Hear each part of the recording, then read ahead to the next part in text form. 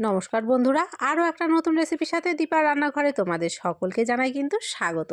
আজকে চলো ঝটপট পেঁপে দিয়ে কীভাবে প্লাস্টিক চাটনি বানাবে সেটা দেখে নেই।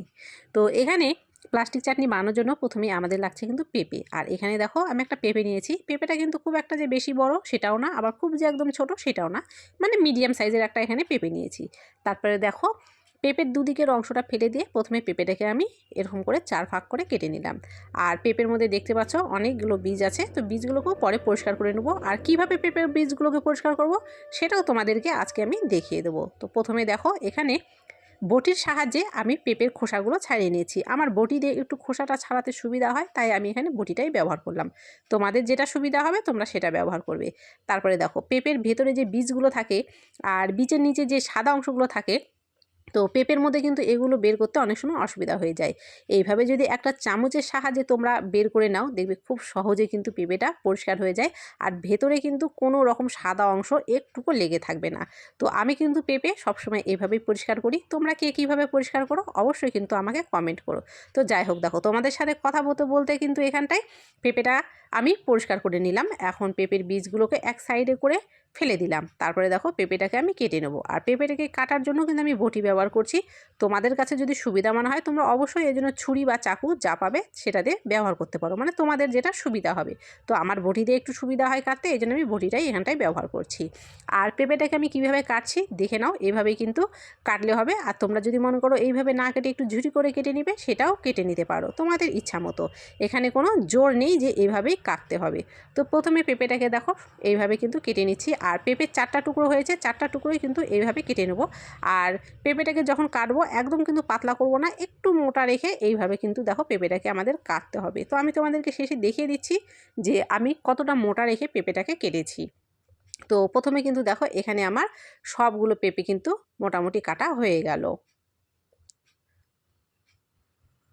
আর পেঁপেটাকে দেখো ঠিক এইরকমভাবে কিন্তু একটু কেটে নিতে হবে, মানে বেশি পাতলা করা চলবে না।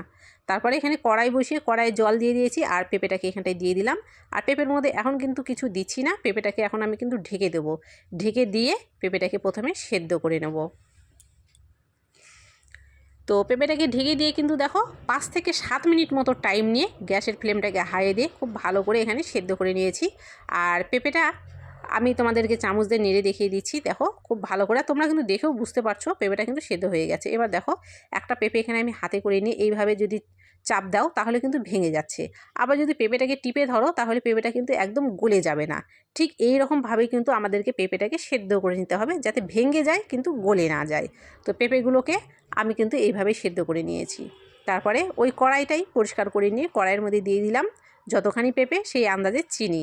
তারপরে যে বাটি দিয়ে চিনি নিয়েছিলাম সেই বাটি দিয়ে মেপেই 1 বাটি থেকে একটু জল আমি এখানটায় বেশি দিয়ে দিলাম। এখন চিনিটা দেওয়ার পরে জলটা ফুটে ওঠার অপেক্ষা করব। তো দেখো এখানে কিন্তু জলটা খুব ভালো করে ফুটে উঠেছে। আর আমি এখানে 2 চামচ গরুর দুধ দিয়ে দিলাম। এবারে দুধ দেওয়ার ফলে কিন্তু দেখো চিনির ভেতরে যে নোংরাগুলো থাকে সেই নোংরাগুলো কিন্তু দেখো এখানে চারপাশে ভেসে উঠেছে। এইভাবে যদি চিনির শিরার মধ্যে দুধ দিয়ে দেওয়া যায় একটুখানি, তাহলে দেখবে চিনির নোংরা অংশগুলো কিন্তু বেরিয়ে যায় আর জলটা কিন্তু পরিষ্কার হয়ে যায়। তো নোংরাগুলো কিন্তু প্রথমে আমি দেখো এখানে উঠিয়ে ফেলে দিলাম। আর সেদ্ধ করে রাখা পেঁপেগুলো এই জলের মধ্যে কিন্তু দিয়ে দিলাম। এখন এটাকে আরও কিন্তু 5 থেকে 7 মিনিট মতো ফুটিয়ে দেবো। তো পেঁপেটা দিয়ে দিলাম। পেঁপেটা দেওয়ার পরে এখানে কিন্তু আমাকে এখন দিতে হবে স্বাদ মতো লবণ, কেননা লবণ কিন্তু প্রথমে আমরা দিইনি। তো স্বাদ অনুযায়ী এখানে একটু লবণ দিয়ে দিলাম। দিয়ে এখন এটাকে ফুটে ওঠার অপেক্ষা করব। আর তোমাদেরকে বলে রাখি আজকের এই প্লাস্টিক চাটনিতে আমি কিন্তু কোনো রকম কিশমিশ, কাজু বাদাম ব্যবহার করছি না। তোমরা চাইলে কিন্তু কিশমিশ, কাজু বাদাম এখানে ব্যবহার করতে পারো। আর যদি ঘরে না থাকে ব্যবহার করা না করলেও কিন্তু চলবে। তো এখানে কিন্তু দেখো পেঁপেটা খুব ভালো করে সেদ্ধ হয়ে গেছে। আর এই পেঁপের ভিতরে কিন্তু চিনির রসগুলো খুব ভালো করে ঢুকে গেছে। তো এখন কিন্তু গ্যাসটাকে অফ করে পেঁপেটাকে আমি আগে ঠান্ডা করে নেব। পেঁপেটাকে দেখো এখানে কিন্তু খুব ভালো করে আমি ঠান্ডা করে নিয়েছি। তারপর এখানে একটা লেবু নিয়েছি, লেবুটাকে প্রথমে কেটে নিয়েছি মাঝ বরাবর। কেটে নিয়ে এরকম একটা কাঁটা চামচের সাহায্যে কিন্তু দেখো লেবুর মাঝখানে যে অংশগুলো আছে সেগুলোকে আমি প্রথমে নাড়িয়ে দিচ্ছি, দিয়ে কিন্তু তারপরে রসগুলো বের করে নিচ্ছি। কাঁটা চামচ দিয়ে যদি দেখবে লেবুর মাঝখানের অংশগুলো এভাবে ঘুরিয়ে নেওয়া যায় তাহলে কিন্তু রসটা খুব সহজেই বের হয়ে যায়, অসুবিধা হয় না রসটা বের হতে। তো এই জন্যই কাঁটা চামচটা এখানে আমি ব্যবহার করলাম আর তোমাদেরকে দেখিয়ে দিলাম। আর পেঁপেটা ঠান্ডা হয়ে যাওয়ার পরে অবশ্যই কিন্তু লেবুর রসটা দেওয়ার চেষ্টা করবে।